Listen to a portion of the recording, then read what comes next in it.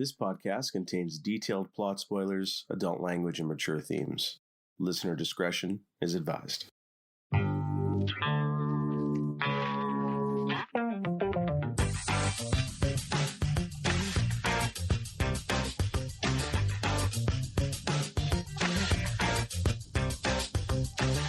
Welcome to another episode of a podcast of Rare Antiquities. My name is Geoff, and I'm your host. My name is Harry. I'm the co-host. And today we're going to be talking about the superhero comedy cult classic, Mystery Men. So, let me ask you, man, what do you remember about this flick? Oh, yeah.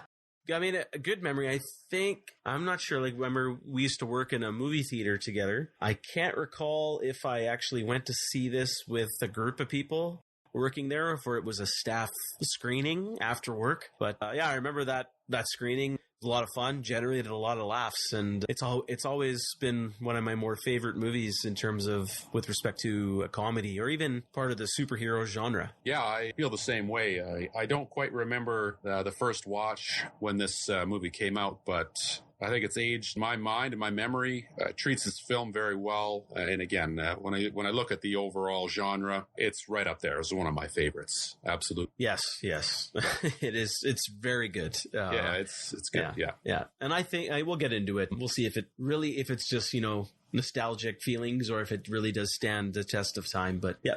We'll talk about it. For sure. So I'll hit you with just a few facts for the film here. Mystery Men was released on August 6th, 1999. A couple other films released that weekend. The Iron Giant, another good movie. Yeah, really good movie. Another cult classic, but more commonly known, The Thomas Crown Affair, the remake with Pierce Brosnan. The sleeper hit of the summer was also released on that date, The Sixth Sense with Bruce Willis. Oh, really? Yeah. Wow, that's awesome. A packed weekend. Yeah, it was a packed weekend. Mystery Men, unfortunately, was not the winner at the box office. Approximate budget for Mystery Men was $68 million. Its final domestic gross was only $29.7 million. Oh, really? Yeah, so it was a box office bomb. Its international take was only another couple of $1 million. So international only generated another couple million. Yeah. Wow. Yeah. So just over 30 million is the worldwide all-time gross for Mystery Men. That's an injustice. It is an injustice. It is a criminally underappreciated and underwatched film, that's for sure. And, some movies manage to get more of a following on, home video, DVD, Blu-ray now. And while Mystery Men has enjoyed a little bit of success critically since it left theaters, it's never really been embraced commercially, unfortunately. So, and as such, that's obviously why we never saw these characters ever again on the big screen. So, yeah, I kind of felt at the end they kind of maybe left it open for a potential sequel, but I'll tell you why. What made me think that? But okay, well, we'll get to that for sure. So, all right, well, let's get into this here, and I've got some other really interesting trivia that I'll pepper into our conversation a little bit later. So, let's get into Mystery Men. Let's do it. Welcome to Champion City, a fever dream version of Tim Burton's fever dream version of Gotham City. So basically Joel Schumacher's version of Gotham City, which rests under the watchful eye of dashing superhero / corporate darling Captain Amazing. He has all but eliminated crime in the city, but his exploits have inspired a trio of wannabe superheroes to suit up and take down bad guys. So who are those mystery men? Mr. Furious, whose powers come via little temper tantrums, the Blue Raja, who sports a bad English accent and a silverware fetish, and the Shoveler, who shovels well. He shovels very well. After failing to foil a holdup at a retirement, the trio watch helplessly as Captain Amazing cleans up the goons and steals all the glory. Unfortunately for Amazing, his latest exploits are causing his corporate sponsors to drop him faster than Tiger Woods, so he hatches a plan to release a great nemesis of old, Casanova Frankenstein, so that he may engage in an epic battle once again. Our heroes, meanwhile, can't even agree on how to split the dinner bill, and Mr. Furious is left on his own to track down some goons. He trails them to the mansion of evil overlord Casanova Frankenstein just as he detonates the insane asylum where he spent the last 20 years. Captain Amazing arrives, but is promptly captured. When Mr. Furious gathers his friends and returns to rescue the captain, they have the disco beat out of them by Casanova's thugs. It's going to take a lot more manpower to penetrate the mansion and liberate Captain Amazing. The trio tracks down two more superheroes, even more pathetic than they are. The Invisible Boy, who can only turn invisible when no one is watching, and the Spleen, who, well, farts with lethal potency. The 5 run a recruitment drive where we meet dozens of sad wannabes whose powers range from a searing hot waffle iron to extreme ballet dancing to, well, you get the idea. The only legit contender is possibly the first character with a useful superpower, the bowler, who can hurl a supernatural bowling ball powered by the spirit and skull of her deceased father and former hero, Carmine the Bowler. The new team, on the way to attempt Rescue 2.0, encounters Casanova's sweet Corvette limo on the way and attacks. A successful battle ends with Casanova's car wrecked and his face farted on, and their group gets hammered at a bar to celebrate their first victory. The party is cut short, however, as the Disco Boys line up a firing squad to put an end to the meddlers for good. Enter the Sphinx, a terribly mysterious crime fighter from down south who cuts the goons' guns in half with his mind. The Sphinx shows the team what they've been missing: leadership. They train under his tutelage, but Mr. Furious wants nothing to do with the Sphinx's crappy conundrums and storms off. But after a pep talk from the coffee shop waitress, he storms back just in time for rescue attempt 3. The team finally locates Captain Amazing, but there's a problem. Casanova has constructed a psychofraculator, which creates a cloud of radically fluctuating chaotrons, which focuses on a, well, look, it's just going to super kill everyone in Champion City. The rescue does not go as planned, however, and after a mishap with some toggles, Captain Amazing is psychofraculated into smoldering ash. Now that the city's premier superhero is dead, the team decides that it's time to run. But after a rousing speech from the Shoveler, everyone is off to say farewell to their loved ones before the final battle begins. The Shoveler gets a heart, the Blue Raja gets his courage, and Mr. Furious gets a brain. Oh, wait a second. Mr. Furious goes to say goodbye to Monica the waitress, who advises him to just be Roy. Not good advice, as Mr. Furious begins having an identity crisis. Who's Roy? Where's the guy who pretends to be Roy but isn't? Without his powers, Mr. Furious is a babbling mess. But it's too late to quit now, and the team loads up with firepower in their battle tank and storms Casanova's castle. A huge battle ensues, where each of our heroes has a chance to showcase his powers, including the Invisible Boy. Mr. Furious gets his rage on, and the team destroys the psychofraculator and defeats Casanova Frankenstein. The end. Well done. Well done. Yeah, I was laughing through the whole thing. Yeah, that's great. Yeah, we'll get into it. Got lots of laughs, yeah. Yeah. So just from the synopsis, what do you take away from this one? Actually, this might be, well, maybe the game, but this might be the first movie where I'm actually just off the synopsis. I want to watch this movie because it sounds funny. It sounds exciting. And to me, it does something that is totally unexpected and rare. The Bane hero, even though he's an egotistical SOB, he gets killed. And you have all these wannabes who have to kind of pick up the slack. And I love that. That's refreshing. I agree. And I'm glad you brought that up, because I remember the first time I was watching this, and my expectations of the film were that, they'd rescue Captain Amazing and they'd all be kind of part of the team. And the fact that they botch the rescue, which ends in his death, that's a good twist to throw at the audience at, it's essentially at the end of Act 2 there. So that now we're in uncharted territory at the end. These guys haven't managed to anything right so far. No. And that's why the way you describe the plot synopsis and just the general story as it is unique and fun. So yeah, I can't wait to get into this further. Yeah. All right. Well, let's go to the top of Act 1 here. We get our shots of Champion City from the sky. What do you take away from this? How's Champion City look to you? Loved it. And this is the first thing I noted down. It seemed, you touched upon it. It seemed like a cross between, it had a little bit of Burton, a little bit of Schumacher, but it also had a little bit of Blade Runner. It kind of melded everything together. It was modern, futuristic, paid homage to what other superhero movies have done in the past, and it had a hint of campiness. So it balanced it all very, very well together, and I liked that. And I was also, because of that, I was blown away by the production quality as well. Like this movie to me immediately doesn't seem dated with bad special effects. Yeah, at least that's what I mean. There are only one or two shots that I didn't like, but by this opening shot, I loved. I think that's interesting that the little bit of Blade Runner. I never thought of that, but now that you mention it, there are sort of some of those little bits that I think are definitely influenced by that. And maybe that's what gives it, that extra bit that kind of works. Because if you think back, we're only 2 years removed from from Joel Schumacher's Batman and Robin here. Wow. So this is pretty soon afterwards, so obviously heavily influenced, but it doesn't look like a bag of crap. Yeah, well, maybe that explains its box office as well. Maybe people just said, you know what, fuck this shit. They had enough. Could be. Yeah. Maybe it was too soon, or not soon enough. Yeah. So anyway, so we head inside the nursing home where we meet Dr. Heller, played, in my opinion, perfectly by Tom Waits. I don't know where I've seen this guy before. Was he in... I think the only thing that came to my mind, and I didn't do any research, is this that kind of crazy guy who's in Dracula, who's kind of like the slave to Dracula, like he's in that prison, but that's like his master? Yeah, he is in Dracula. Tom Waits has some acting credits to his name. He's primarily known as a musician. Oh, of course. So, yeah, of course. But yeah, he's been around in movies, so probably is where you recognize him from. I get a bit of a kick out of this scene here where he's flirting with the old lady. Oh, yeah. And he goes even afterwards, I wrote this down.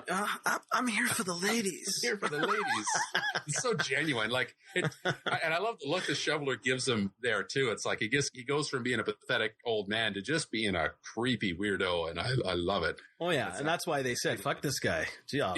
Yeah. Exactly. Like, oh, okay. Yeah, we'll come and visit all you people. They kind of open with the three guys, and at first it looks like, they're going to be real crime fighters. And as soon as the action starts, they get their asses handed to them. Yeah, by the bad guys known as the Red Eyes. No, yeah, the Red Eyes. What did you think of these bad guys? I did like their costume. I love those red goggles. And again, this is harking back to what I just said earlier, is the production quality. I just love the way those goggles looked. It's a nice little costume add-on. It's simple yet effective. Yeah, I agree. I think they look good. Definitely a campy comic book style gang, which is what we're going for. Oh yeah, I mean, this is heavily influenced off Adam West's Batman. Absolutely. Yeah. It's done really well. Not over the top campy. It's just perfect. No, it's just perfect. Yeah. And the leader of the Red Eyes, we have a very early movie appearance from the comedian Artie Lang. Oh, that's who he is. Yeah. I think I've seen this guy before, but I don't know where. His kind of an up and down career for Artie Lang. Kind of got. I remembered him from Mad TV. He was one of the guys on there. But yes, that's where I know him from. He didn't last too long on that show. Artie Lang's kind of battled addiction and whatnot, but career's come back in more recent years. But this, he's said that he wishes he never made this movie. He thinks it's terrible, and that just tells you the quality of his sense of humor. So. Oh, well, yeah. If he's saying something like that, he doesn't get it. No, he doesn't get it. Not at all. No, there's probably politics in play there too. You never know. No, that's quite possible. Yeah. But did you know? So one thing I did write down here is in this fight scene, almost the first few scenes you see Ben Stiller's Roy or Mr. Furious. In this particular fight scene, opening scene at the retirement home, did you see that he actually had kind of like makeup or eyeliner on his eyebrows to kind of arch it to make it look like he was more angry? Yeah. Yeah. I did notice that. Yeah. I don't think he had it any other time in the movie, just here. It was like... I was like they hadn't decided what the look was yet. So our heroes get completely destroyed here. Really, they're their own worst enemies. But they are saved by Captain Amazing. Yeah. Just a quick flurry and... Love that entrance. I love that entrance. So tell me about what you think of Greg Kinnear in this movie. I think, in my opinion, the acting is pretty good, pretty even across the board, but I loved his Captain Amazing. And I'll get into it a little later too, but he has that perfect vanity, a balance of vanity, ego, and heroism. But he plays it so perfectly. And I love his costume. I love the sponsors all over it. It's like, it's missing just the FIFA logo on there. It totally is. Yeah. It really, really works. It works really well. They don't play up. What I liked about it is they don't play up the sponsorships too much. They talk about it just as if it's how it is, which it is in this universe, but it's a linchpin of the story. Really, it's how we get. It's how we get our start. So, How did you like his publicist? Yeah, I mean, I don't know the actor's name. I think I only saw him one other time, but I think he was in a Bond movie, but as a bad guy. But I loved it when I'm assuming now we're going into his limo as they're driving away from the thing. But before we do that, I loved how he did the press scene and he's like posing and he just pushes the old lady away and pushes the chair, pushes the little kid away while he's smiling for the press. So it was great. I love that. Yeah, And I love this scene in the limo with his publicist, and again how he's talking about how the sponsors, this Pepsi sponsor, pulled it and no longer wants to have him rep their product. So because he's just put everybody away, so now he's not interesting anymore. Yeah. So he's not worth any advertisement. So, but I love that throne of his. Did you notice that he had an actual throne in his own limo? Oh, no, I did not notice that. He was sitting on a Captain Amazing built-in throne. It almost looked like a throne in the limo. It wasn't a regular seat. It was a throne.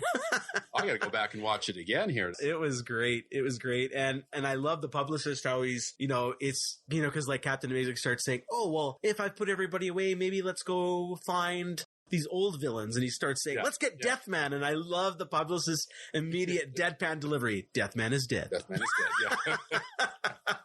I loved it. I loved it right away. No break. It was great editing. Great delivery. Actually, a bit of trivia there. The publicist, Vic, is actually played by a very famous magician. And that's sort of the throwaway line there where he says, look, I'm a publicist, not a magician. So that's his claim to fame, is he is a fairly famous magician. So, but I love this exchange between the two. Very funny. Great delivery from both. So did you notice, as Greg Kinnear was saying, or Captain Amazing was saying, okay, we got to find some other villains. So Deathman was one. Were you able to remember any of the other ones? Because I think I wasn't able to write them all down. I got Father Doom. Yeah, Father Doom, who Life Without Parole. Life Without Parole. I couldn't write. I wasn't writing it fast enough. Did he say Orgasmo? No, it's Armagesmo. Oh, Armagesmo. I think it would have been better if it was Orgasmo. Should have been Orgasmo. I think there actually is an Orgasmo movie, so maybe there would have been copyright issues. So, oh yeah. Baron von Chaos, Apocalypta. And, I think that, and then of course our villain Casanova. Yeah, Casanova Frankenstein. So, I love the creativity in these names. It's great. Me too. Yeah, they're very comic booky, but also raised up a little bit to be a little bit more. Oh man, these are Adam West Batman creations. If they didn't take anything from the comic, these would be the ones that you'd either find created for that type of show. Yeah. Or it'd be a parody from The Simpsons when they're saying, oh, we need Radioactive Man to fight somebody. That's right. Yeah. Right. And I love that creativity. Yeah. It's great. great detail, great attention to detail with things like that. You don't need to do that, but really helps sell the world. It's the world that we're in. Great world building. So. Yes. Well, it sets the tone. Yeah. Exactly. It's serious, but it still retains that element of campiness. But because these are really small details, it's that campiness, that campy level is not shoved into your face, which will be a turnoff to quite a bit of people. Yeah. So that's why I like that. It's got the right balance of that. Yeah, I agree. And I think the performances as well help to sell it because, Greg Kinnear's not hamming it up here. He's playing it straight. Yes. That's the character. He's not winking at the camera or anything. It's played very straight, and I think that helps sell it. What's interesting is, according to most of the cast members, there was a lot of arguing on the set between the stars. Wow. Because they couldn't seem to agree on the comedic tone to set for the film. Obviously some thought it should be campier, others thought a more deadpan delivery was going to be more appropriate. So it led to a lot of strife behind the scenes. At one point, some of the actors actually tried to walk off of the movie. So, do you know which ones? Out of curiosity, I believe it was Ben Stiller, but really, he was going to. Oh wow. Yeah, that's again, unconfirmed reports. I couldn't find sort of any corroborating evidence to suggest that, but more than one actor did say there was quite a bit of arguing on the set. And that's because I think they struck the perfect tone. Yeah. It's interesting to know that they couldn't seem to quite figure it out themselves. So yeah, that's interesting. But, maybe that conflict led to this balance that we see, and that's maybe a necessary step. Yeah, that could be. Yeah, that could for sure. So we get to the sanitarium. The their version of Arkham Asylum. Yeah. Their version of Arkham Asylum. And again, it's not played campy. It's not like lit up, I believe, in neon yellow and pink. There's lights, but it's just standard lights. And it's just a model shot of you zooming in on this massive prison or a crazy house.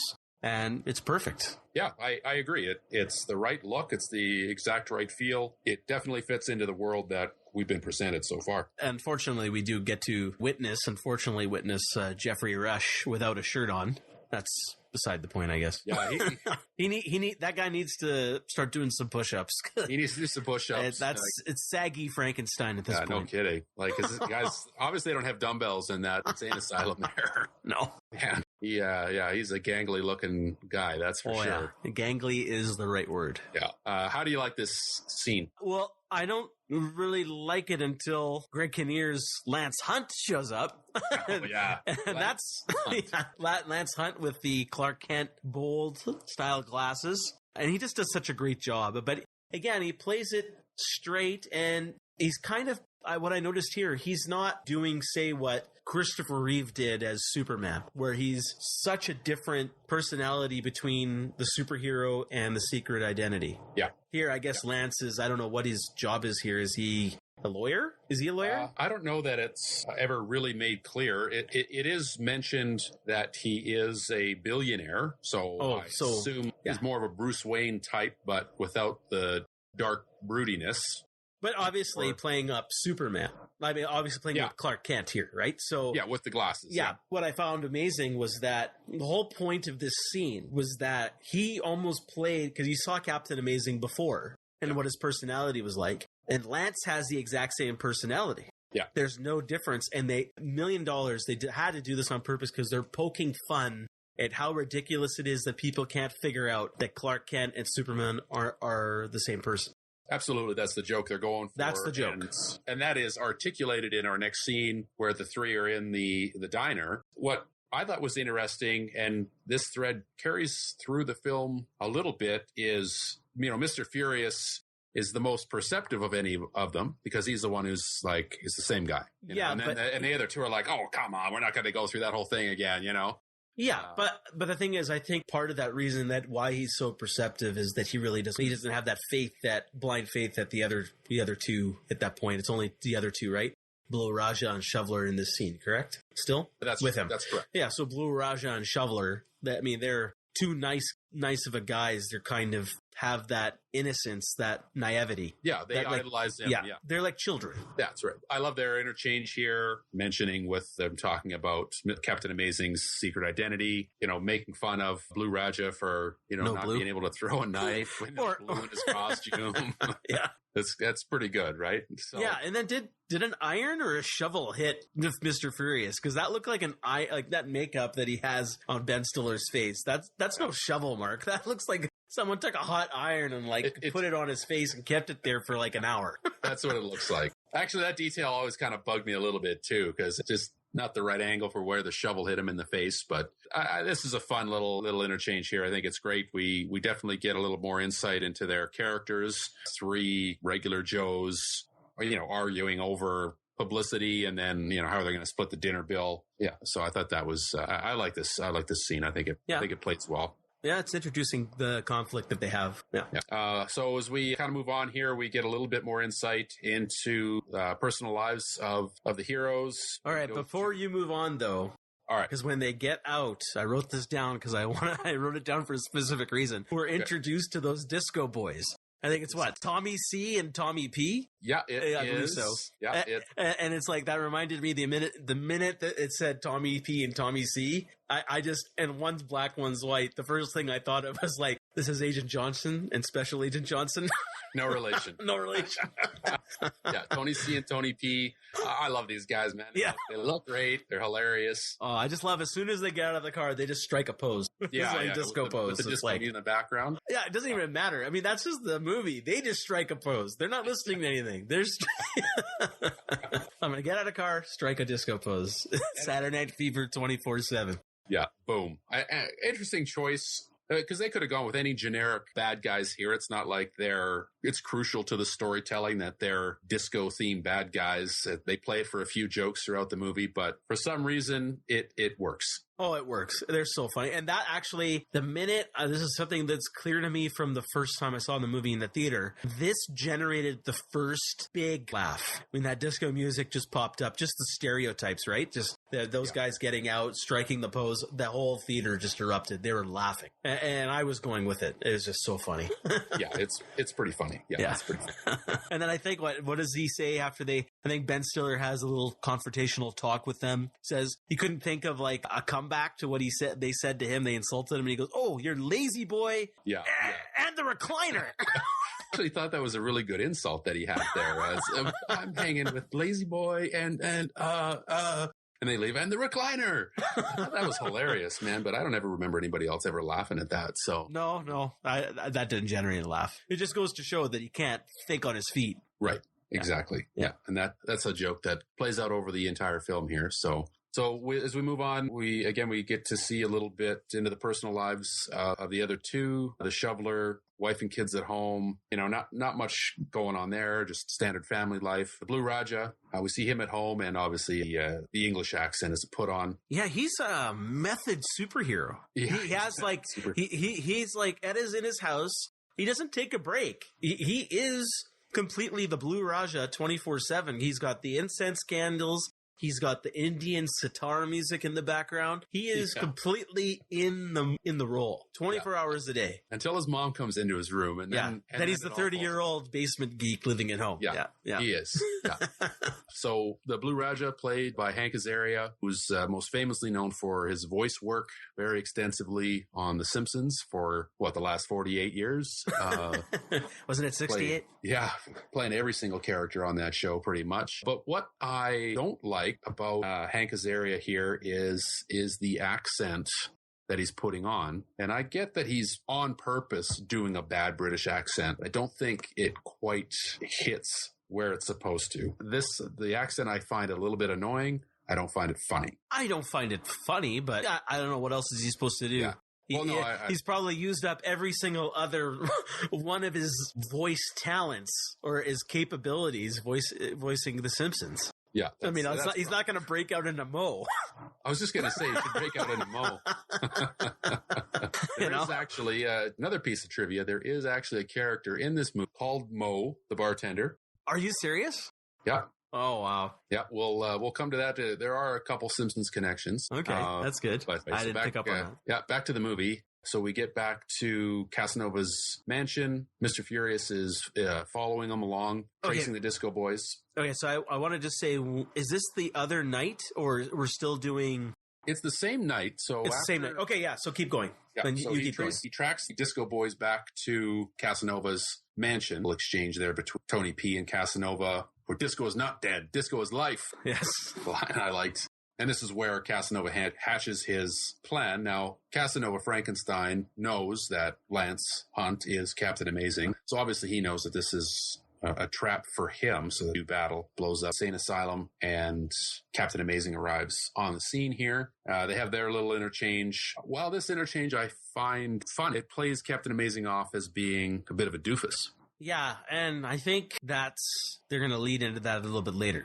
Yeah, we'll get to more of that later, but I find that concept a little bit inconsistent. He has taken care of all of the crime in this city. He's defeated all of these supervillains. Clearly, Casanova Frankenstein's a smart guy, and he's been defeated before. So I just found this a little bit inconsistent with this character. Is it that he's just become so taken up in his corporate sponsorships that he can't think on his feet anymore? Has he always been kind of an idiot? What are we looking at? It's like the story of Rocky 3 at the beginning. It's like, I don't hate Balboa, but I pity the fool. No?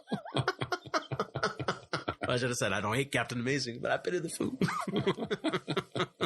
I don't know. I guess maybe that is the point. That, he got overconfident and cocky, and that was his downfall. Yeah, and gets captured here. So we're jumping to him getting captured? Yeah, well, this is where he gets captured, is right here. Yeah. All right, yeah. So what did you think of that scene? I like the scene. I mean, where, like I say, where they have their inner conversation here where, he keeps telling him to turn off all of his traps, and he keeps turning, his ultrasonic neurostunner in the drink and the dart launchers in his slippers. I like this. And then we're just getting to more Jeffrey Rush undressing, and it's just, it's starting to turn my stomach a little. Yeah, his feet are probably just as gross as his upper body.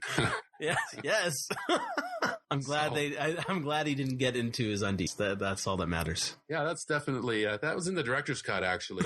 had a device in his underwear there. So glad we didn't have to see that. Yeah. So, I mean, how'd you think of Captain Amazing just falling for that little device? I mean, don't you think he would have seen that was a setup, obviously? Oh, it even tells him, oh, that does something really peculiar. Yeah, and then Captain Amazing still holds it and presses the button. Yeah, so he is a doofus. Yeah, he is a doofus, and Casanova knows exactly how to suck him in. He's like, oh, no, it's actually quite cool. And he's like, oh, shiny little device, poof, down.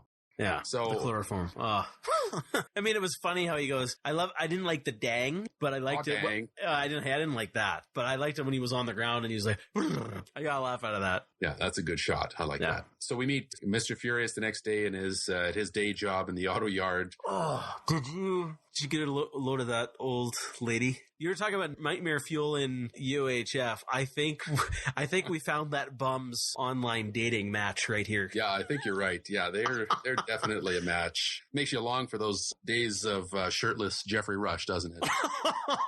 Yes, I'll take that over this. So well played too by this lady. I thought it was. Yeah, she did a good job acting. Yeah. I loved her laugh. Yeah, I loved her laugh. I love it. Chunk it.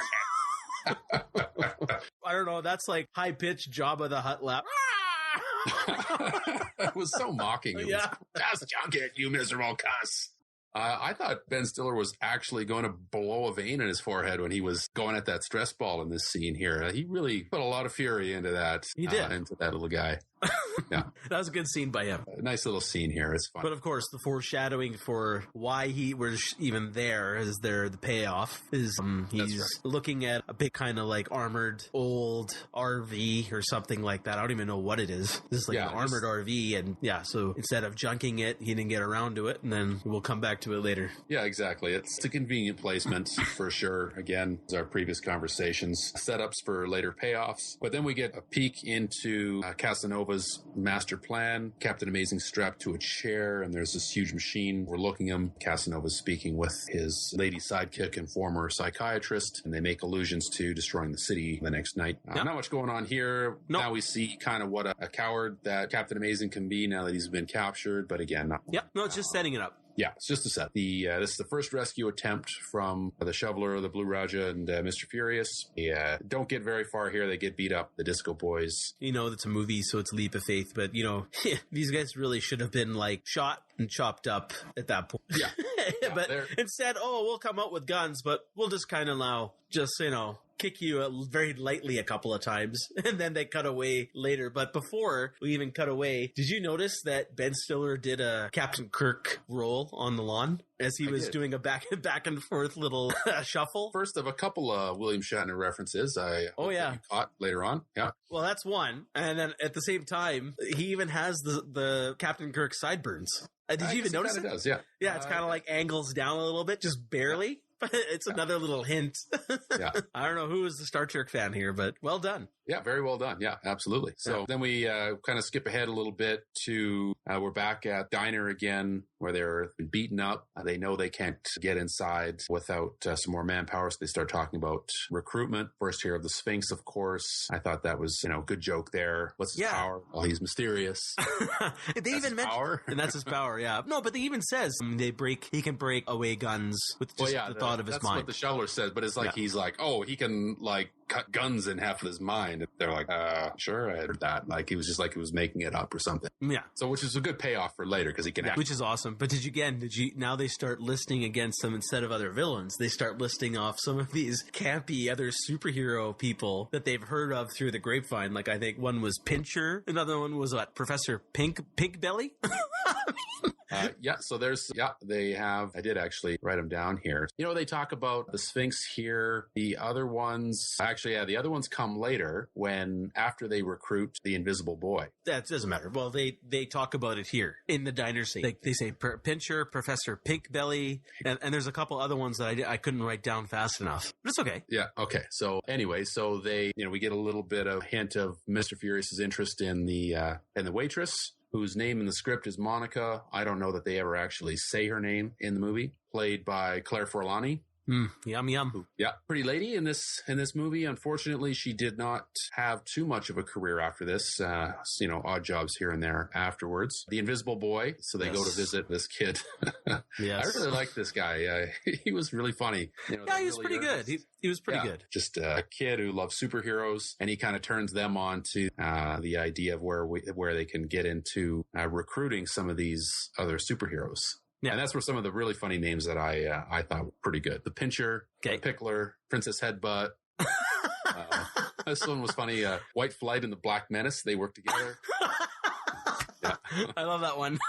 Yeah, that's a good one. Professor Pinkbelly. Yeah. This was my favorite. Lucky Pierre and the French Tickler. Oh, man. I want to see adventures with those guys. Oh, come on. I do too, man. Yeah, those are some mystery men right there. Yes. Now, maybe I'll leave it for later. So they talk about, recruiting, setting up a barbecue, and this is where we get our first introduction to the Spleen. Yes. Played by Paul Rubens. Pee Wee Herman, yep. Pee Wee Herman himself. Yeah. And I love the story he gives. It's like, it was a gypsy curse. Whoever, she made fun of like a gypsy or something like that farting, and then forever then it would be him to have lethal farts. But it's like, all they needed was a leprechaun. Cure that right up. All they needed was a leprechaun. Exactly. I just pretty unique power that the Spleen has here. I actually really like the creativity. I mean, I don't often enjoy it when movies resort too easily to dick and fart jokes, but played real well. Yeah. The laughs are good. And you know what the funny are good because it actually works. It works. And you know what the funny thing is he, out of everybody we've seen so far, out of the superheroes, except for, I guess, maybe Captain Amazing, but I don't even really know if he has a superhero power. Had like a jetpack and that. Just a jetpack. But the Spleen is probably the most talented of them all. Yeah, and that's why it works. It's because his power is actually a power. Useful. Yeah, it's actually a power. But they don't want anything to do with them. They try to get out of there. So we get finally to the recruitment drive. Yes.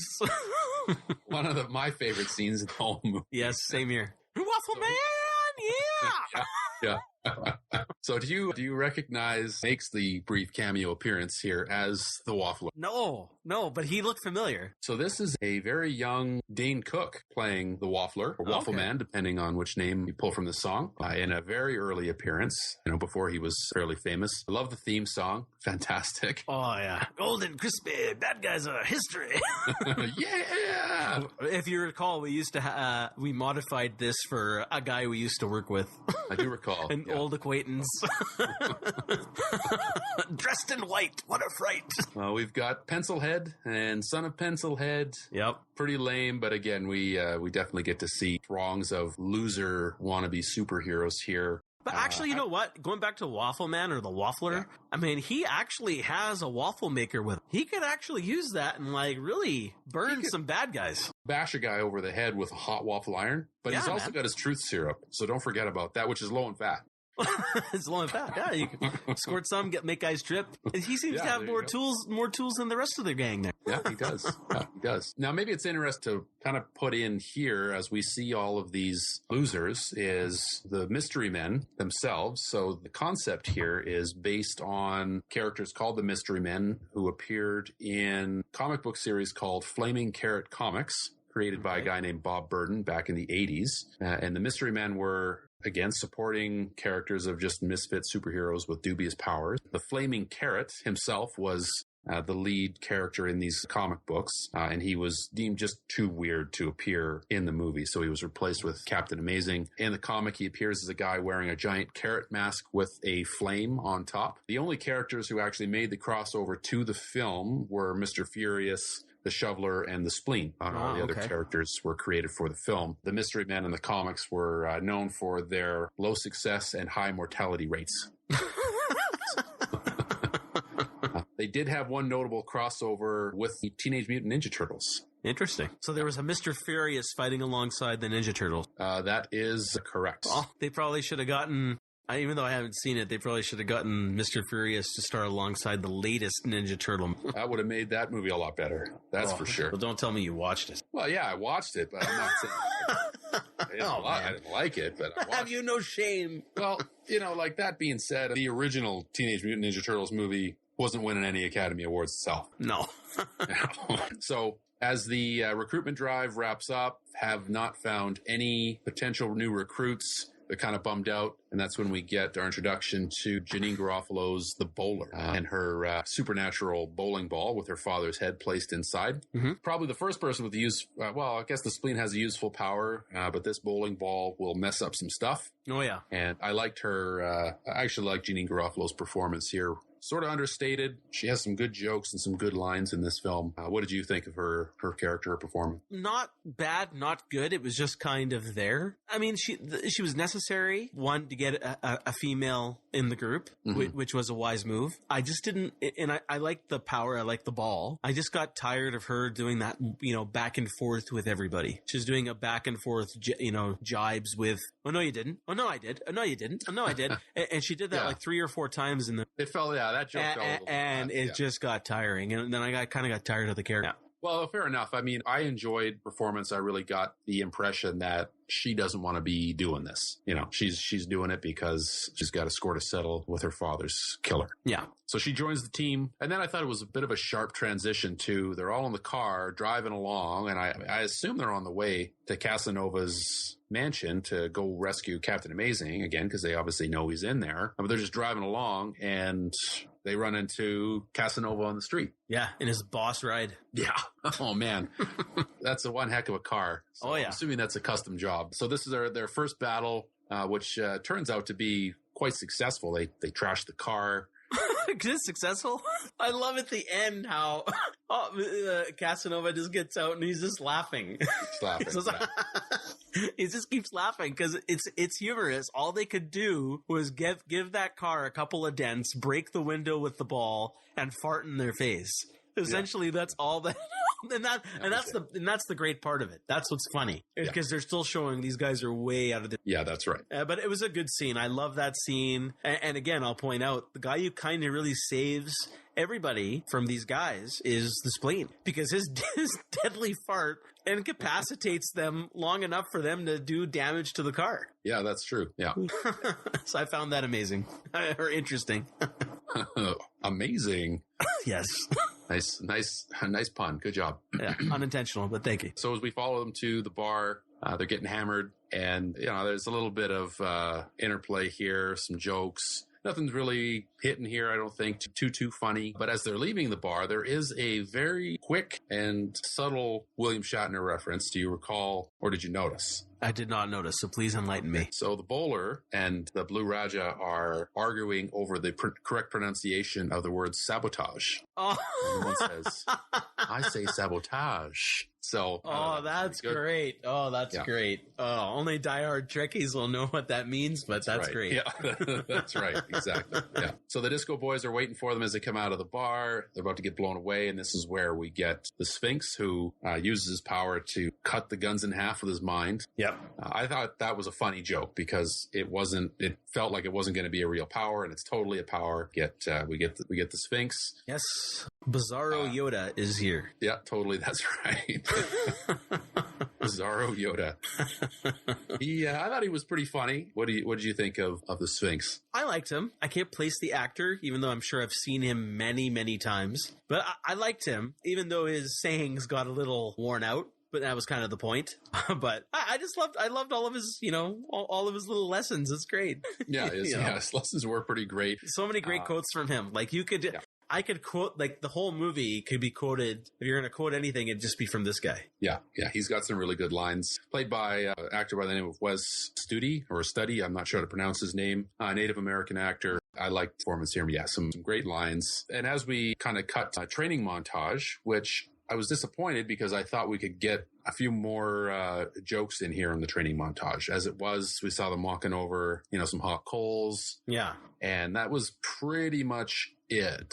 And I agree. I think there could have been a little bit more, but I think in the end, all he really wanted to do is instill some confidence in them and make them gel as a team. Because, I mean, I guess I'm assuming, and I can kind of tell, make an educated guess that the Sphinx himself is not really that talented, with the exception of saying Yoda lines and breaking guns in half with his mind. Yeah, I don't know if he knows anything else. And I guess teaching him how to make, badass costumes, right? But it did lead to a couple of humorous humorous things there because, again, Roy or Mr. Furious is just getting fed up with the non-usefulness of this training, as you are pointing out. But I loved when they were doing the costume training, it's like, I need a thimble. Yeah. and then when it gets all heated, you just see the spleen. It's a great scene by Paul Rubens, and I love how the director just zooms in on him and keeps him there. He just keeps pulling the sewing thread over and over again because he's just sitting back saying, "Oh, I'm comfortable. I'm just going to continue making my costume." Yeah, that's a great shot, and you're right to hold the camera as he's stitching his costume there. It's a really good choice. And again, like as you alluded to, this is another example, I think, of Mr. Furious being a little bit more perceptive than we would give him credit for. Otherwise, he sees right through the Sphinx's sayings, all of the quotes, right? They are all very formulaic, as he points out. Yeah. And he's kind of realizes it's not really very useful at all. So, but then he does. Isn't the Sphinx the one who tells them to go see Heller? They need the firepower. No. So what happens is he runs off. Mr. Furious runs off, and they're all kind of saying, you know, like they don't. What are they supposed to do now, right? Because they've lost Mr. Furious. So the Sphinx says the loss of manpower can be replaced by the addition of firepower, and that's when but then that gives him the idea. That about Dr. Heller. Yeah, so it's the shoveler who has his card. So they go to the crazy abandoned carnival, which definitely a bizarre hideout here, but very very comic book. Mad scientist. But it's a great practical set, and that's another thing I just want to talk about this movie just for a sec, just a little segue. Is the sets in this movie are top notch. There's nothing that's loaded with CGI except for some of the shots of the city a little bit, which only enhance or accentuate the model work that was done probably, that I could tell. But all of these sets, from the diner to Casanova's place to the streets to the amusement park here, Heller's place, it's amazing. It's all practical, real locations. I mean, the sets are probably on a studio lot, but it just looks really good. The production quality, again, for me, is top notch. Oh, yeah, I completely agree with you there. The look of this movie, top to bottom, is just fantastic. It fits the tone of the film. Like you say, everything's practically done, so the actors really get to inhabit the space. I think that helps with their performances. It's zany and goofy, but it's not overdone like we've been talking about the whole time. It's just the right balance. So I love this set. I love the fact that it's practical as well. And even the characters, the bowler says, you know, like, why does he live in a deserted amusement park? And like, well, because he's an eccentric genius. That's why, right? I was expecting to see the Joker pop out. Yeah, exactly. It's a very Joker-esque type of hideout. So we get reintroduced to Dr. Heller, who's got a bunch of junk around, and he's doing some weird, I don't know, what is he doing here when they find him? He's standing on one leg. He's got looks like a bird cage or something in one hand. It's really, really strange. I have no idea. Okay, so we get our introduction into Dr. Heller's eccentric arsenal, where he lets them know that he doesn't make anything lethal. Yeah. So we see some of these ridiculous gadgets. My favorite was the flamethrower. That was my favorite. I like the canned tornado, man. That's a sweet weapon.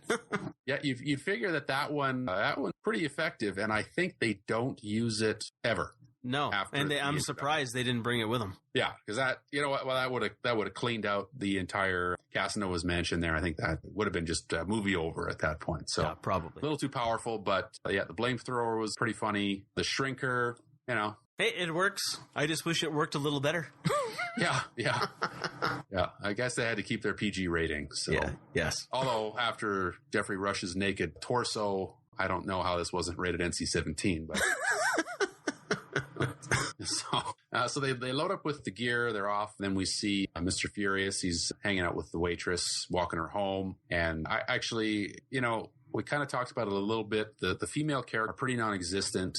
They don't do much more than to sort of serve the male characters in the story. Casanova's psychiatrist sort of disappears, doesn't really do too much. The waitress, she's just there to serve them lunch and, you know, give a couple pep talks to Mr. Furious. I think it's kind of and then eventually get kidnapped, but yeah, we'll get there. And then get kidnapped, like a good female lead needs to in a superhero movie. So kind of disappointing. That's sort of the only problems that I really have with the movie. Obviously, the bowler is a good character. She's portrayed fairly strongly, but she's kind of the throw-in at that point. Like they knew they needed a female character on the team, and that was basically it. So kind of a shame. Yeah, I mean, I agree. I mean, the Bowler is still, from a superhero perspective, a strong, independent character. Yeah. But the problem with that character is still she doesn't have that much to do, and her power is just throwing the ball, and the ball does everything else. And then thirdly,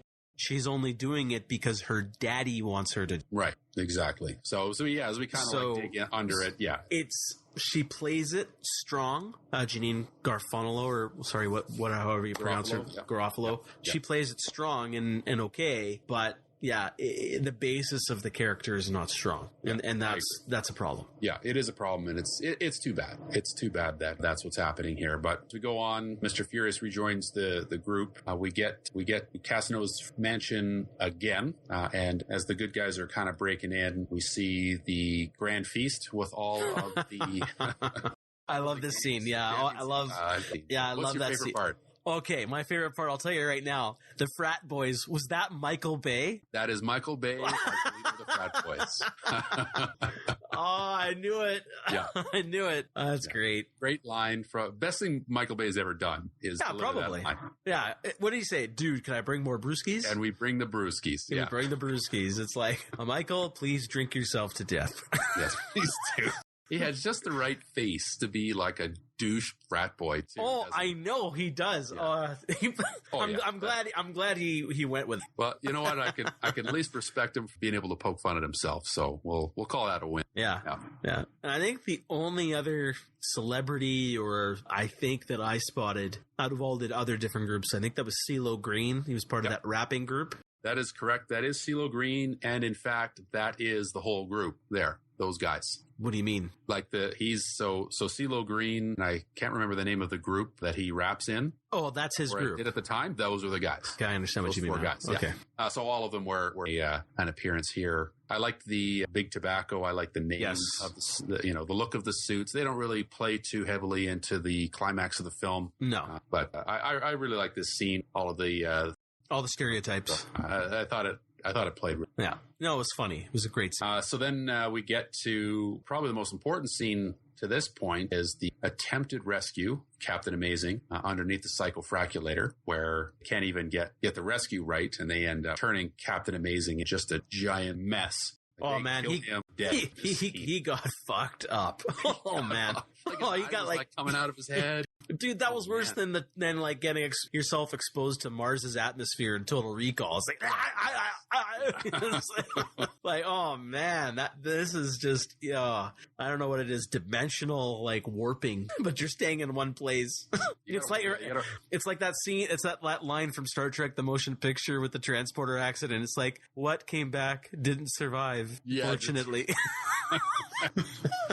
Don't get psychofraculated. That's the moral of the story. I laugh at this scene where they try to flip the toggles. Yeah, I think it's pretty funny. Well, he deserved what he got, though. He was just being an ass. He was treating them bad before. He's annoyed that he has to, depend on them now. And instead of being grateful, he's just being a douchebag. So he got what he deserved. Yeah, he absolutely got what he deserved. That's it. Sorry, you're fucked. Yeah. But it was the right choice for the movie, too, because as I said earlier, this is not expected. Like, I would have expected him to have been rescued. He's not. Now we are left with not knowing what we're going to be able to do here. Yeah. So I really love it. And it's refreshing. I'm glad it's not just let's team up and be friends. But then what happens here is because he's gone, it ups the ante, right? The threat level goes up because now they really do have to save the city without him. And the only other thing I made note of this is they got through to this place just through an unlocked basement window. So I was like, oh, really? Come on. Yeah, I guess that's a good point. Yeah, especially after like 2 previous attempts, they weren't able to get in. So yeah, so that's the one thing I did not like is they just got there through just an unlocked window. It was just, really? A little bit more thought would have been better. Yeah. So, yeah, they probably could have played something up, but we got to move the movie along. So back to Dr. Heller's lab. They decide to run if it wasn't for the shoveler making his egg salad sandwich. So what'd you think of that speech? I kind of like the speech. I thought it was funny. I mean, William H. Macy, he can deliver a lot of goofy stuff very well. He's kind of been anchoring a lot of the movie, I think, to this point. Yeah, I think so too. I wanted to bring him up. I didn't know when would be a good time. If not, I would have brought him out at the end. I like his calm demeanor, his polite demeanor as well through the whole movie. Makes you want to root for this guy.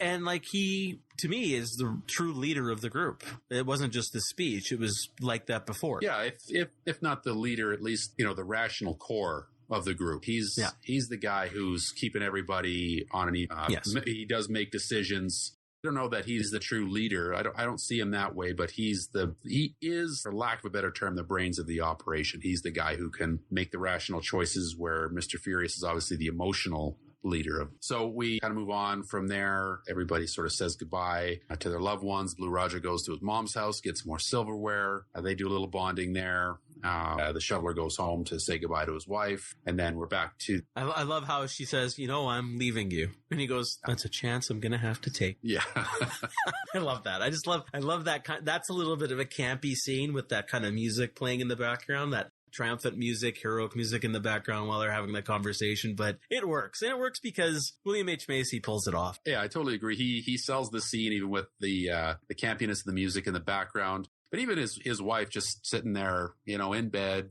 got like her hair curlers in, and she doesn't have a lot of, okay, whatever, buddy. See ya. Yeah. Right.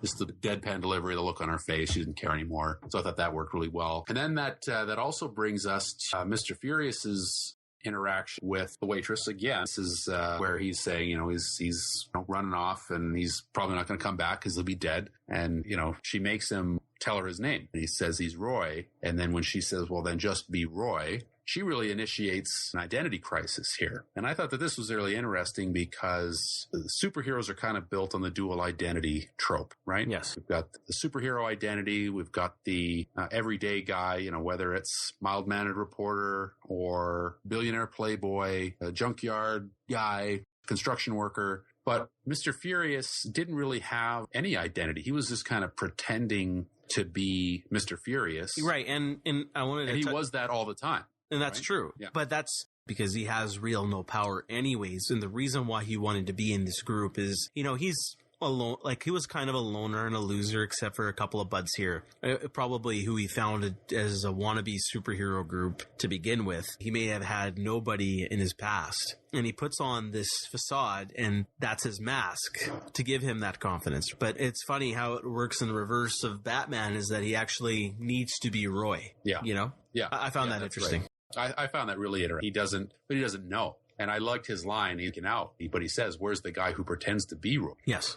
So he doesn't even know who that other guy was. He doesn't know who he is now. So I thought this was a really interesting thread that they started to weave here. I really liked it. They played for jokes on the way to rescue Captain Amazing when they're in the bus there. That there's some good lines in there where they're trying to make him angry. Well, I think even before that, I want it before, because now we're going on the way to Casanova's for the climax. Before they leave, I guess, they all have that group hug and circle, and it's a brilliant cut down from the director, and they do this like folding arm or hand thing, and they say this chant word. It's like, what? Shagazunt? Yeah. What was that? I loved it. It was so out there, just like out of the blue. It is way out of the blue. It didn't make any sense at all, but it's actually, I did write it down here. So it's actually a Yiddish salute. It means something like "be well" or something like that. So it's kind of meaningless in that sense. But I love that because it's bizarre and it means nothing. Yeah, it's and bizarre, like these group of people really don't want to hurt anybody anyways. No, they just have to go save the city, no matter but be well. Yeah.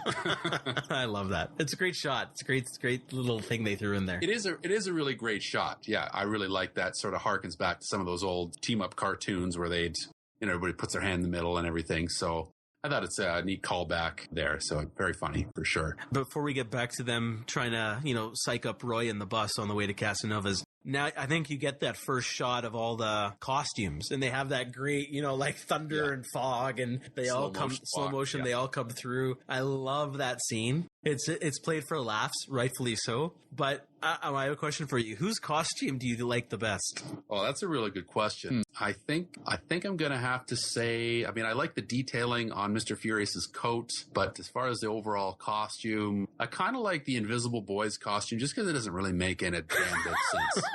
At least None of them before do. he was wearing like camouflage and it kind of fit, right? And Even the Blue Raja sort of had some bluish stuff worked into his new outfit, but yeah. No, I liked the Sphinx, how he like really stands out in that like bright neon blue. And then the Shoveler, you know, did you notice his top, his torso, he looked like a Romulan from the 60s. The 60s Star Trek. oh yeah, kind of does That material, like that silver material, was like, I thought that was another nod to Star Trek there. Yeah, it could have been. But yeah, I love that shot. It's a lot of fun. Yeah, I love the costumes. Oh, it was great. It's great. It's a nice touch because, again, it's sort of a callback to something earlier because, you know, we could see them making their costumes earlier, but because something else was going on with the scene, we didn't really see anything going. So it's nice that pays off later now. So, okay, well, if we get to the climax, so the Herkimer Battle Jitney, which is the finest non-lethal military vehicle ever constructed, blasts through into the mansion, and now the battle ends. I don't know how much you want to kind of get any details of the final battle here. I think there's a couple fun moments. Like I said, everybody gets a chance to showcase their powers. I love how when the spleen does get shot in the ass and still manages to fire off a few farts to save the day. A cannon after he gets yeah, it's great. And I love how the guys getting shot with the fart, how they reacted. Oh yeah, like convulsing as they pass. They just getting hit with It's so juvenile, but it works because they sell it. It is. They sell it. That's right. Exactly. Yeah. Because the movie's well constructed so far up to this point that you're buying anything now, even if it's dumb. And then you get the Invisible Boy finally turning invisible, which was surprising. I was kind of partially hoping he'd just get vaporized. I was kind of hoping so too. That he didn't have a power after all, but he did. But he got bypassed the laser. That would have been hilarious. Yeah, honestly, if I was making the movie, that's what I would have done. I would have said, "Oh fuck!" But I mean, like, I think he wouldn't have to do it to a younger boy. Then the guy should have been like older and like decrepit. Yeah, that's right. Yeah, some creepy old dude. Some creepy old dude. Yeah, it's the Invisible Boy. I like the Disco Boys fight with the Shoveler. Their disco foo was funny. I love their moves. Yeah. But did you notice that he actually gave, I mean, it's one slow fight, even though it's well choreographed and you can see everything. But I mean, William H. Macy's not going to be start doing Jet Li moves at this point. So it is a bit slower, but I did like some of his moves. They were creative. I thought so too. He actually shovels a guy out. So I thought that was pretty good. It's great. I love that he actually shoveled him out. Yeah. And then, but did you notice he gave the Shatner chop to the ears to the one guy? Yeah, the move always works, man. Oh yeah, man, it does. Guy's going down. You hit me in the ear. I liked the Bowlers' confrontation with Tony. I don't know, P or C. One of the two, yeah. I felt that was kind of played. That was the one scene I really didn't like. Oh, really? I liked just where he got put right through that wall, just his legs sticking out. Yeah. So anyway, yeah, like I say, we can, there's some more battling here. The shrink ray gun, and the Susies again. I didn't mind the scene, but it needed to go a little further. Yeah, well, that's kind of the thing is because they couldn't go any further because of, how this movie is rated. It falls a little flat for me. I mean, I know the joke they're playing there, but I don't know. It didn't really work. I wish we could have seen is somebody murder Michael Bay. Yeah. I wish even Casanova murdered him. He murdered the rest of the group on the stairs. Yeah, exactly. He electrocuted them. I said, why didn't Michael Bay get electrocuted? He needed to get electrocuted, then chopped in half, and then psychofraculated. That's what needed to happen to Michael Bay. Yes. So it is too bad that we didn't get to see that. The battle here with Mr. Furious and Casanova Frankenstein, where he finally finds his true power in his fury. How did you like the fisticuffs here? Not the greatest. It kind of fell a little flat for me. I did like how Blue Raja was throwing the forks onto the wall so he could climb up because the stairs were protected for that guarded with all the electricity, so he was able to climb up, and I like that. I mean, again, everything with Jeffrey Rush I find just revulsive.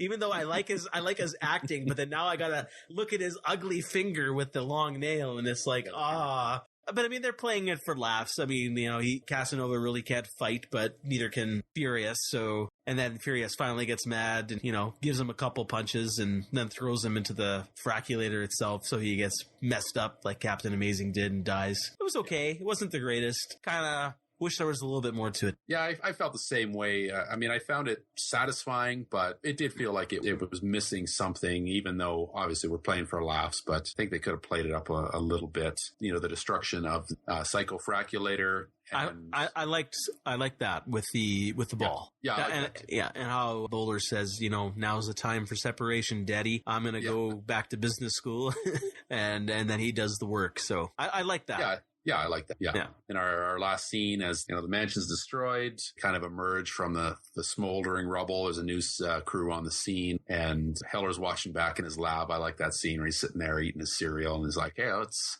going on here? That psychofraculator go off, or what's happening?" I thought that was pretty funny. I liked his line. Yeah, he was more interested in the weapon at first. Yeah, that's right. I like the shoveler's line here. We struck down evil with the mighty sword of teamwork and the hammer of not bickering. Yes. That was a good line. Yeah, that's a good line. So they're all kind of introducing themselves to the camera, and then they're trying to figure out the name of the team. That's pretty much the end. And then it ends, and then I see who directed it. Kinka Usher. Who? Kinka Usher. Yeah. So do you have any information on this person? Okay, so I'm glad you asked, actually. So there's actually a really interesting urban legend that I read about in regards to the director, Kinka Usher. So this legend has it that Mystery Men was actually directed by none other than Tim Burton, using Kinka Usher as a pseudonym. Are you serious? That's the legend that I came across. Now this felt very Burton-esque. So there are elements here that are Burton-esque. I'd say some design choices resemble what you might see in a Tim Burton. But, couldn't find any reason for why Tim Burton would have wanted his name removed from the film. In days of old, if a director wasn't pleased with, the film or his work on it, or in some cases, if a director felt that, or a screenwriter felt that the studio meddled too much in the work and didn't feel it was representative, in order to protect his reputation, put a different name on it. A common name used way back in the day was the name Alan Smith. You ever see that name on a film? That's always a pseudonym for somebody else. This legend seems to have started from a quote in Tom Waits' biography. He talks a little bit about the movie. In my research, though, it seems to be a bit of a misquote. Can't find any corroborating evidence here. I also think that it's not bizarre enough to be a Tim Burton film. His surrealist style is not really present. And, if you have Tim Burton directing him in the late 90s, we know about it. Yeah. The studio's playing that up. There would have been no way for him to hide the fact that he was the guy who made it. So there's there's nothing on this guy, Kinka Usher, aside from this movie. Yeah, this is the only feature film he ever directed. He does show up in the special features on the Blu-ray, and he has a commentary track on it. It's okay. So it's not Burton. I'm confused. It's probably So he shows up on the commentary track, and you don't know he's Burton. I'm confused here. Yeah, it's not Tim Burton. No, Kinka Usher does the commentary. Okay.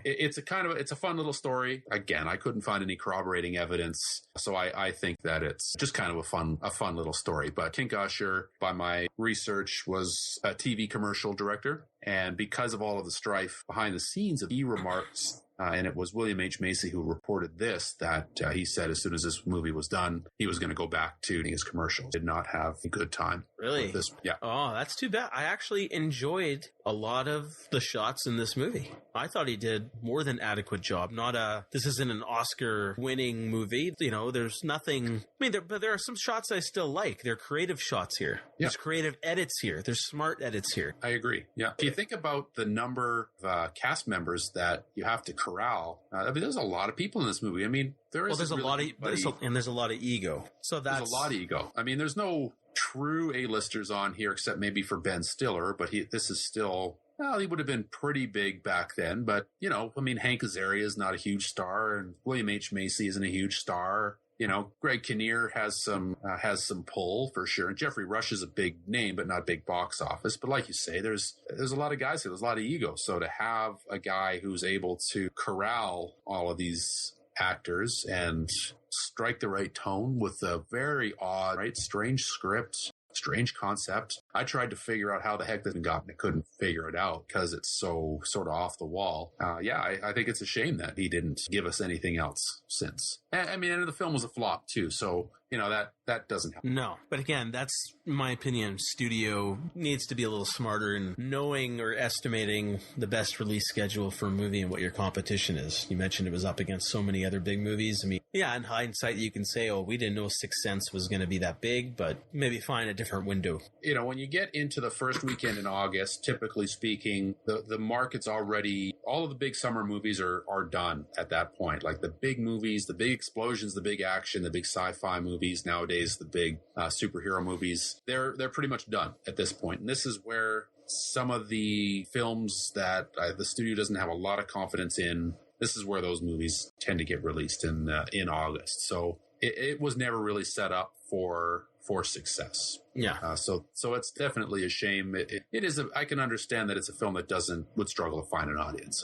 Yeah, which is too bad. I think it's for everybody. The movie to me works on a lot of different levels. This for me is probably one of the best movies we've reviewed so far, even though it's early in the podcast life. It is a rare antiquity because I think it works on so many levels. And like we said before last week, it is underappreciated. It plays perfect homage to almost every superhero movie that's come before it. It plays on the campiness, the silliness, the seriousness of the genre, and it does it well without overplaying one particular aspect. It's a great balance. I think the acting across the board is very good. There's not one actor that really got on my nerves or did a bad job. I think the direction is very good. The production quality is very good. It's also littered with popular songs, so one could say the soundtrack is also pretty good. At the end of the day, yeah, it's not the best superhero movie ever made, but it's definitely a cult classic. And I think if anyone likes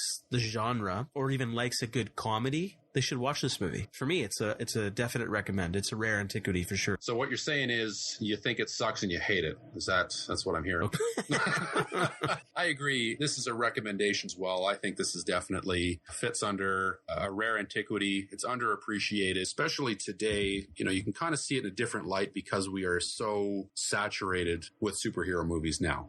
This was, again, 2 years removed from Batman and Robin. Yeah, that didn't help. Off. No, yeah. But it's good that was after Batman and Robin because it's such an effective satire. Yeah, it pokes fun at it. Yeah. Yeah. We're still a year away from Bryan Singer's X-Men. We're still 3 years away from Sam Raimi's Spider-Man. I mean, the genre hadn't transitioned into what we know it is today. So I think it's interesting to kind of look back at it. So then I guess a question for you then is, would this speak to modern audiences today? Do you think that this would be a blockbuster hit if it was released today? And I mean, while it's not going to be doing Avengers numbers, I actually think it would do very well. And it works. It's fun. It's just fun. Yeah, it does work, and it is a lot of fun, and it works on. There's a lot of layers here. There's a lot of things that work about it, and there's a lot of things you can kind of pick out of it that work. It works as just as a comedy, just on the surface, a goofy, silly movie. The jokes are funny, but the performances are good. Like you say, I think the direction here is good. Lots of really excellent editing choices, a good soundtrack. So I think that this movie has a lot to offer. Now, would it be successful today? That's a difficult question for me to answer. I would like to think so. I really would, because I think it's a shame that it isn't as appreciated as I think it should be. Just convert it into 3D and get some 3D ticket sales. Well, you gotta put it in 3D. You can imagine the bowler's bowling ball in 3D coming right at you, man. I guess. Whether it's for that conversion. But this genre though is so different now. I mean, if you go back to, let's go back to the 90s, and we've got Tim Burton's Batman and Joel Schumacher's Batman to follow it. That was a very stylized way of making a superhero movie, right? We had very specific style of set, backlots, weird lighting, over-the-top villains. And now movies don't look like that. The superhero movies look a lot more grounded, locations shooting, more realistic characters and villains. So then this wouldn't be a parody of those, right? So that's why I'm not sure it would work today, because what is it satirizing? It's satirizing movies that came out 20. And that's a good point. I still think those jokes are prevalent today. It may not be prevalent in blockbuster releases like all the big movies, but it's definitely still played in pop culture today, whether you're talking about TV, cartoons, comic books, those kinds of jokes and satire is still prevalent today. So I still think people would relate to that. I'd like to think so. I would like to think so. Yeah, but I mean, unfortunately, I think completely opposite the way most people do. So I'm sure it'll probably tank. That's true. You definitely at that. So, well, I think it's probably a good place to say our final thoughts, if any, on Mystery Men. Anything else you want to add? No, go see this movie if you haven't. It's a gem. It's great. It's funny. Absolutely agree. This is a gem. Go see it. Highly recommended. This is a rare antiquity that needs to be rescued from some cavern in South America somewhere, for sure.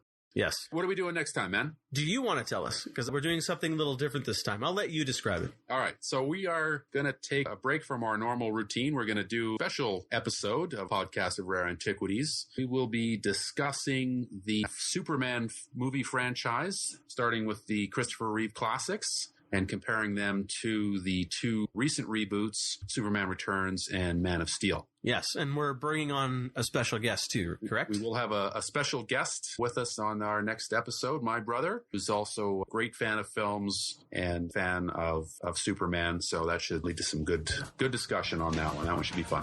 No, I'm looking forward to it. Should be a blast. Yeah, it'll be a blast. All right. Well, thanks everybody for listening. That is Mystery Men, and we'll see you next time. Sounds good. Cheers.